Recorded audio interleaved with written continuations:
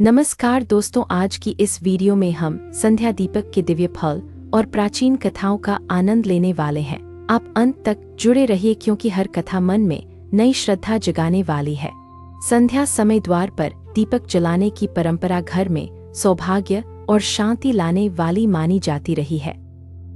यह दीपक केवल रोशनी नहीं देता बल्कि अदृश्य रूप से रक्षा कवच रचता है।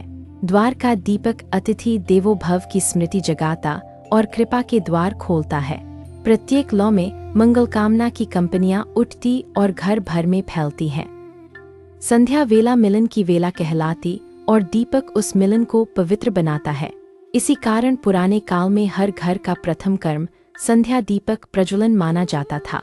संध्या समय द्वार पर दीपक जलाने से किस फल की प्राप्ति होती है, यह विषय आज विस्तार से समझेंगे। शास्त्रों में कहा गया कि जहाँ दीपक जलता वहाँ लक्ष्मी निवास करती है, जहाँ प्रकाश वहाँ धर्म, जहाँ धर्म वहाँ आनंद और जहाँ आनंद वहाँ समृद्धि रहती है। द्वार का दीपक नकारात्मकता का प्रवाह रोककर सकारात्मकता का प्रवाह बढ़ाता है।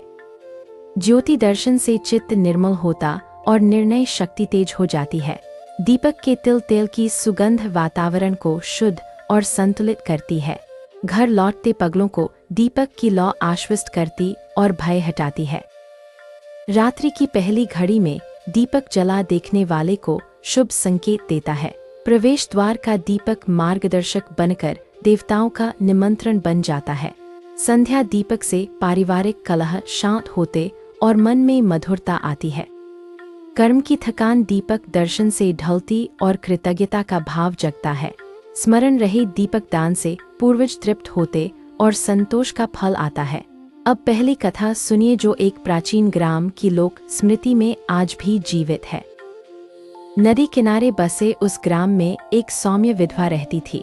उसका नाम माधवी था और उसके पास साधनों की भारी कमी थी। दिन में खेतों पर परिश्रम करती और संध्या को शांत मन घर लौटती थी। एक वर्ष उस ग्राम में कठिन दुर्भिक्ष आया और अनाज का दाना कम पड़ने लगा था। माधवी के पास दीपक का तेल भी सीमित मात्रा में शेष था। फिर भी उसने निश्चय किया कि द्वार का दीपक हर संध्या प्रज्वलित होगा। वह एक छोटा मिट्टी का दिया लेकर नीम के नीचे रखती रही थी। दीपक की लौ हिलते पत्तों के बीच डोलती और पथिकों को राह बताती थी। ग्राम के लोग आश्चर्य करते कि इतनी कमी में वह दीपक क्यों जलाती है। माधवी कहती कि दीपक मुझे साहस देता और घर की रक्षा करता है। एक संध्या वर्षा के बादल घिर आए और बिजली दूर कहीं गरजी थी। माधवी ने दीपक जलाया और शांत प्रार्थना की कि सब कुशल रहे।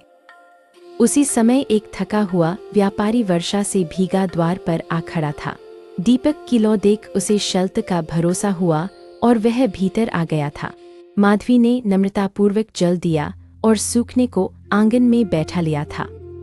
व्यापारी ने कृतज्ञ होकर थोड़े चावल थोड़ी दाल माधवी को भेंट की थी। अगली संध्या फिर दीपक जला और फिर एक पथिक भोजन पाकर धन्य हुआ। माधवी का आंगन धीरे धीरे दयालुता का आश्रय बनता गया था। घने दुर्भिक्ष के बीच उसके घर में अन्न का चूल्हा बुझा नहीं था। एक रात स्वप्न में एक प्रकाशमयी शक्ति ने मुस्कुराकर वरदान दिया था। शक्ति ने कहा, जहाँ द्वार पर दीपक जलता वहाँ हम निवास करते हैं। प्रातः जागकर माधवी ने आसमान देखा और दूर से बैलगाड़ियां आती दिखी। वे गाड़ियां ग्राम में अनाज लेकर आईन और वर्ष का संकट टला था। ग्रामजनों ने कहा, माधवी के द्वार की ज्योति ने हमारे लिए मार्ग बनाया। तब से उस ग्राम में हर घर संध्या को द्वार पर दीपक रखता है। लोग कहते संध्या दीपक से अन्नपूर्णता और अतिथि कृपा मिलती है। माधवी की कथा से पहला फल स्पष्ट होता कि दीपक से आपत्ति टलती है। दूसरा फल यह कि घर में दैवी सहायता अचेत रूप से प्रवाहित होती है। तीसरा फल यह कि मनुष्य का हृदय दया और उदारता से भरता है। अब दूसरी कथा सुनिए जो समुद्र यात्राओं और व्यापारिक साहस की है। पुराने तटीय नगर में एक धनी सेठ रहता जिसका नाम दामोदर था। उसके जहाज दूर देशों तक जाते और बहुमूल्य माल लेकर लौटते थे। समृद्धि के साथ कभी कभी अहंकार भी जहाजों में चढ़ जाता था। दामोदर ने धीरे धीरे घर के नियमों की उपेक्षा आरंभ कर दी थी। एक वर्ष उसने कहा कि दीपक से क्या होता है और दीपक बंद कर दिया। उस रात तूफान उठा और उसके 2 जहाज खाड़ी में फंस गए थे। दामोदर भयभीत हुआ और ज्ञानियों से उपाय पूछने गया था। नगर के वृद्ध पुजारी ने शांत स्वर में कहा, दीपक पुनः जलाओ। उन्होंने कहा, संध्या दीपक घर के भाग्य को मार्ग दिखाता है। दामोदर ने उसी संध्या द्वार पर सुगंधित तेल का दीप प्रज्वलित किया। उसने विनम्रता से क्षमा मांगी और लौ को दोनों हथेलियों से ढाका था। कहते हैं उसी रात हवा का रुख बदल गया और जहाज सुरक्षित लौट आए। दामोदर ने धन का कुछ भाग नगर सेवा में लगाने का निश्चय किया। उसने घाटों पर दीप स्तंभ खड़े करवाए और यात्रियों के लिए आसरा बनवाया। धीरे धीरे उसके व्यापार में नई स्थिरता और नई साख पैदा हुई। वह हर संध्या दीपक के सामने बैठकर कर्म और फल का स्मरण करता। उसके मन से अभिमान की धूल धुली और परिवार में निकटता बढ़ी। नगरवासी कहते, संध्या दीपक से व्यापार स्थिर हुआ और जोखिम घटा था। इस कथा का फल यह कि दीपक अहन को गलाकर स्थायित्व का वर देता है। संध्या समय द्वार पर दीपक जलाने के तात्विक कारण भी समझिए। संध्या काल दिन और रात्रि की सीमा रेखा है जो मन को संवेदनशील बनाती है। सीमा रेखा पर दीपक लगाना स्थिरता और प्रकाश का प्रतीक माना गया। प्रकाश का स्तंभ दिशा भ्रम को मिटाकर जीवन मार्ग स्पष्ट कर देता है। द्वार पर प्रकाश लगाने से घर का सूक्ष्म वायुमंडल संतुलित बना रहता है। लौ की स्थिर टिमटिमाहट ध्यान को एकाग्र करती और क्रोध को शांत करती है। दूसरी संध्या से तीसरी संध्या तक नियम बढ़ता और फल पुष्ट होता है। नियमबद्धता से लौ आंतरिक आलोक का अनुभव कराती और आत्मविश्वास जगा देती है। अब तीसरी कथा सुनिए जिसमें एक वनवासी राजकुमार का विहंगम प्रसंग मिलता है। वर्षों पहले एक छोटे राज्य का युवराज असुरक्षा के कारण वन में निकल गया था। उसका नाम उदयन था और साथ में कुछ विश्वस्त शूरवीर चले थे। वन में एक आश्रम मिला जहां एक ऋषि शांत साधना कर रहे थे। उदयन ने गुरु से राज्य लौटने का मार्ग पूछा और उचित समय जानना चाहा।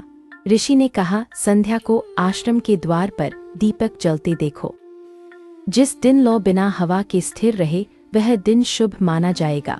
उदयन ने कई संध्याएं ध्यानपूर्वक लौ का संकेत पढ़ा था। एक संध्या आकाश साफ था और लौ धैर्य से स्थिर खड़ी रही। ऋषि ने आशीर्वाद दिया और कहा, अब प्रस्थान का समय आया है। द्वार के दीपक की स्थिरता ने शुभ मुहूर्त के संकेत स्पष्ट किए थे। उदयन ने मार्ग में हर पड़ाव के द्वार पर दीपक जलाकर विश्राम किया। लौ की दिशा देखकर उन्होंने दिशा भ्रम से स्वयं को सुरक्षित रखा था। रास्ते में एक वृद्ध स्त्री मिली जिसने दीपक देखकर भरपेट भोजन कराया। उसने कहा, जो द्वार पर दीपक रखता उसके साथ दैवी पथप्रदर्शक चलता है। उदयन राज्य पहुंचा तो लोगों ने उसे देखकर प्रसन्न होकर स्वागत किया था। राज्य में पहले अराजकता थी, अब धीरे धीरे व्यवस्था पुनः स्थापित होने लगी। उदयन ने राजसभा के द्वार पर प्रतिदिन संध्या दीपक जलाने का विधान बनाया। उसके शासन में न्याय स्थिर हुआ और प्रजाजन निडर होकर कार्य करने लगे। उदयन की रानी ने महल के हर द्वार पर छोटे दीप प्रज्वलित करवाए। महल के आंगन में संगीत गूंजा और सैनिकों में उत्साह जागा था। इस कथा का फल यह कि दीपक शुभ काल और दिशा दोनों दिखाता है। चौथी कथा एक कुम्हार परिवार की है जिसे लोग आज भी याद करते हैं। नगर के बाहरी हिस्से में कुम्हार गजानन अपनी पत्नी के साथ रहता था। उनका धंधा साधारण था पर मन में उजाला और कर्म में शुचिता थी। एक दिन उन्होंने देखा कि दहलीज पर बार बार एक सर्प आ बैठता है। लोग डरते थे पर गजानन ने शांत मन से दीपक जला दिया था। उसने कहा, जहाँ ज्योति वहाँ भय नहीं और सर्प भी पथ से हट जाएगा। संध्या को दीपक जला तो सर्प शांत होकर दीपक के पास कुंडली मार बैठा। पत्नी ने भक्ति से आरती की और सर्प बिना किसी हानि के चला गया। अगली रात आकाश में तारे चमके और भट्टी में बने घड़े सुंदर निकले। उन घड़ों की मांग नगर भर में फैल गई और आय में वृद्धि हुई। एक व्यापारी आया, बोला, इन घड़ों में अजीब संतुलन और चमक है। गजानन ने मुस्कुराकर कहा, यह सब ज्योति की कृपा और श्रद्धा का फल है। कुछ समय बाद सूखे की धमकी आई पर कुम्हार का काम मंद नहीं पड़ा। वह हर संध्या दहलीज पर दीपक रखता और ईश्वर का स्मरण करता था। लोगों ने कहा, उसके घर से शांति का प्रवाह निकलता और गलियों को भरता है। एक रात सर्प फिर आया और दीपक के पास शांत बैठा रह गया। वह जैसे द्वार का रक्षक बन गया और चूहों के उपद्रव को रोकता था। कुम्हार ने कभी हिंसा नहीं की, इसलिए प्रकृति ने उससे मैत्री कर ली थी। इस कथा का फल यह कि द्वार का दीपक प्राणी मैत्री और संपदा का कारण बनता है। अब कुछ व्यावहारिक विधियां बताएं ताकि दीपक का फल उत्तम प्राप्त हो सके। द्वार शुद्ध रखें और दीपक को दहलीज के दाहिनी ओर स्थान दें। मिट्टी का दिया शुद्ध तेल और रुई की बत्ती से भर कर जलाएं। लौ को हवा से बचाएं पर श्वास का मार्ग खुला रहने दें। प्रथम क्षण मौन होकर कृतज्ञता व्यक्त करें और 3 गहरी श्वास लें। घर के बच्चों को भी दीपक के अर्थ और अनुशासन का महत्व सिखाएं। दीपक बुझने पर तुरंत पुनः जलाएं ताकि नियम का क्रम बना रहे। अब 5वीं कथा सुनिए, जिसमें उद्धार और करुणा के अद्भुत प्रसंग हैं। प्राचीन तीर्थनगर में एक नर्तकी रहती जिसे लोग चंद्रलेखा के नाम से जानते थे। उसके नृत्य में मोहकता थी पर भीतर कहीं शांति की खोज बनी हुई थी। एक दिन उसने मंदिर के बाहर वृद्ध साधु को कांपते देखा और द्रवित हुई थी। साधु ने कहा, पुत्री संध्या को अपने द्वार पर दीपक रखो और मौन बैठो। चंद्रलेखा ने संकोच छोड़ संध्या आते ही दहलीज पर दिया जला दिया। दिया जला तो उसके मन में वर्षों की बेचैनी धीरे धीरे पिघलने लगी थी। रात्रि में एक वृद्धा भटकते हुए दरवाजे तक आई और पानी मांगने लगी। चंद्रलेखा ने जल देकर उसे बैठाया और थोड़ी खिचड़ी बनाकर खिलाई। वृद्धा ने आशीष दिया कि तेरे नृत्य से सत्य की झांकी निकलेगी। अगले दिनों उसके नृत्य में भक्ति का भाव बढ़ा और दर्शक शांत होने लगे। नगर ने पहली बार नर्तकी को साध्वी की दृष्टि से देखना शुरू किया। उसने आय का बड़ा भाग अनाथ बालिकाओं के पालन में लगाना प्रारंभ किया। अनाथालय के द्वार पर भी प्रतिदिन संध्या दीपक जलने लगा था। धीरे धीरे उसकी प्रसिद्धि करुणा और सेवा के कारण दूर तक फैल गई। साधु ने कहा, दीपक ने तेरे जीवन की दिशा भीतर से बदल दी है। चंद्रलेखा ने उत्तर दिया कि द्वार की ज्योति ने मेरे भीतर की रात हटाई है। कथा का फल यह कि दीपक से अंतःकरण शुद्ध होता और समाज सेवा की प्रेरणा मिलती है। अब हम एक प्राचीन खेतिहर परिवार की उपकथा सुनते हैं जो शिक्षाप्रद है। मालवा के पठार पर रामदास का परिवार परिश्रम और निष्ठा से जीवित था। संध्या को वह खेत से लौटकर सबसे पहले दहलीज पर दिया रख देता। एक मौसम मेघ देर से आए और कुओं का जल कम हो चला था। रामदास ने कहा कि दीपक के सामने बैठो और मन का भय छोड़। बीज बोने का मुहूर्त निकला और उन्होंने आशा के साथ जुताई पूरी की थी। उस रात तेज हवा चली पर दीपक के चारों ओर हल्की दीवार बना दी गई थी। दीपक नहीं बुझा और दूसरे दिन बादलों ने खेतों पर कृपा बरसाई। फसल पकी तो अनाज भरपूर निकला और ऋण का बोझ उतर गया। रामदास की पत्नी ने कहा, द्वार का दीपक हमारे भाग्य का दीप बन गया। फल यही कि धैर्य और श्रम के साथ दीपक संकल्प को फलित करता है। अब एक सेना नायक की कथा सुनिए, जिससे साहस और संयम का संगम समझ। उत्तर के किले में वीर सुमित्रा अपनी टुकड़ी के साथ चौकसी करता था। वह प्रतिदिन संध्या किले के मुख्य द्वार पर दीपक रखता था। सैनिक पूछते, यह दीप क्या करता, और सुमित्रा कहता, यह मन की ढाल बनता है। एक रात दुश्मन गुपचुप बढ़ा पर दीपक की लौ में एक छाया थरथराई। सुमित्रा ने संकेत पढ़ा और तत्काल पहरा बदलकर हमला विफल कर दिया।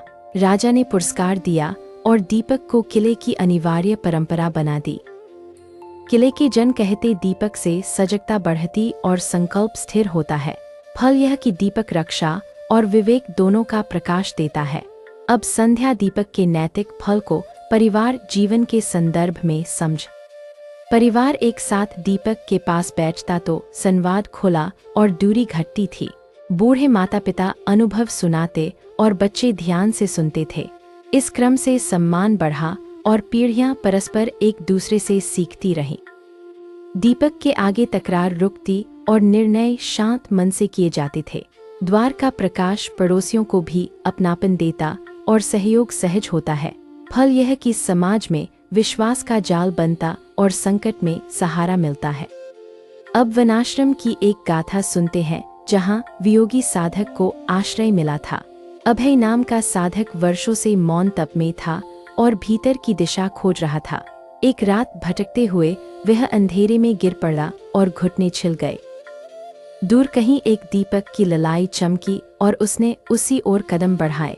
वह एक छोटी झोपड़ी थी जहां वृद्ध दंपति शांत बैठे थे। उन्होंने अभय को औषधि लगाई और दिए के पास बैठाकर काढ़ा पिलाया। अभय ने कहा कि इस दीप ने आज मेरा प्राण सुरक्षित रखा है। वृद्ध बोले, पुत्र, द्वार का दीपक अतिथि के रूप में ईश्वर को बुलाता है। साधक ने कृतज्ञ होकर संकल्प लिया कि जहां भी रहूंगा दीपक अवश्य रखूंगा।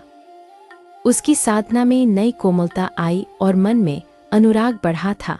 फल यह कि दीपक करुणा का बीज बोता और कठोरता को पिघला देता है। अब व्यापारीनगर की एक पुरानी वंशगाथा सुनिए जो प्रेरक और विस्तृत है। एक कुल था जो दीपावली ही नहीं प्रतिदिन संध्या दीपक रखता आया था। कुलपुरोहित कहते इस कुल के घरों में रोग कम और संतान विद्वान हुई। एक पीढ़ी में संकट आया और व्यापार अचानक मंद पड़ गया था। कुलमाता ने कहा, नियम न टूटे और दीपक की लौ मंद न होने पाए। उन्होंने घर घर जाकर बत्तियां गूंथी और तेल का प्रबंध किया। 3 मास तक कठिन साधना चली और परिवार ने संयम बनाए रखा। चौथे मास में दूर देश से नए व्यापारियों का कारवां नगर पहुंचा। कुल की साख देखकर उन्होंने साझेदारी की और व्यापार फिर उठ गया। कुलगुरु बोले, दीपक के साथ धैर्य और सेवा जुड़कर भाग्य को बुलाते हैं। फल यह कि दीपक सामूहिक संकल्प को सशक्त करके विघ्न विनाश करता है। अब संक्षेप में उन फलों को गिने जो परंपरा सदा से बताती आई है। पहला फल शांति, दूसरा फल समृद्धि, तीसरा फल रक्षा, चौथा फल सद्बुद्धि होती है, 5वां फल अतिथि कृपा, छठा फल रोग निवारण, 7वां फल आत्मबल जागरण माना गया, 8वां फल है कि परिवार में प्रेम बढ़े और क्लेश घटे, 9वां फल है कि ऋतुओं का संतुलन मन को सह्य प्रतीत हो, 10वां फल है कि कर्म के साधन सहज और राह स्पष्ट होते हैं। अब हम एक राजकन्या और ग्राम शिक्षक की कथा से समापन की ओर बढ़ेंगे। राजकन्या मृणालिनी महल की खिड़कियों से अक्सर नगर के दीपक देखती थी। उसे लगता था कि महल की ऊंचाई में भी दहलीज की गर्मी कमी है। एक रात उसने वेश बदला और गुरु के छोटे घर पहुंच गई थी। गुरु के द्वार पर मिट्टी का दिया शांत लौ के साथ जल रहा था। गुरु ने कहा, ज्योति के सामने बैठो और अपने प्रश्न हृदय में रखो। कुछ देर में उसकी आंखों में नमी आई और मन शांत हो गया। उसने जाना कि उत्तर बाहर नहीं भीतर के आंगन में प्रकट होते हैं। महल लौटकर उसने हर द्वार पर दीपक रखवाया और सेवादल बनवाया था। नगर के गरीब इलाकों में संध्या पाठशाला खुली और दीपक से रोशनी मिली। विद्या की रोशनी ने कई परिवारों की दिशा बदली और आशा जगाई। आखिर में यह याद रखें कि संध्या दीपक केवल अनुष्ठान नहीं बल्कि जीवन द्रोण है। यह हमें प्रतिदिन स्मरण कराता कि प्रकाश बांटो और भय को दूर करो। जब तुम दीपक जलाते हो तब अपने भीतर के दीपक को भी जगाते हो। द्वार की ज्योति तुम्हारे लिए ईश्वर की साक्षी और मित्र बनती है। संध्या समय द्वार पर दीपक जलाने से किस फल की प्राप्ति होती है, इसका उत्तर स्पष्ट प्रकट होता है। उससे घर में शांति आती, समृद्धि बढ़ती, रोग हटते और संबंध सुधरते हैं। उससे मार्गदर्शन मिलता, हृदय को करुणा मिलती और साहस का वृक्ष हरा रहता है। उससे अंधेरे कोना कोना छूटता और नई सुबह के कदम हल्के पड़ते हैं। आप भी आज संध्या अपने द्वार पर दीपक रखकर एक छोटी प्रार्थना जरूर करें। यह छोटी ज्योति बड़े बदलाव की शुरुआत बन सकती है और बनती रही है।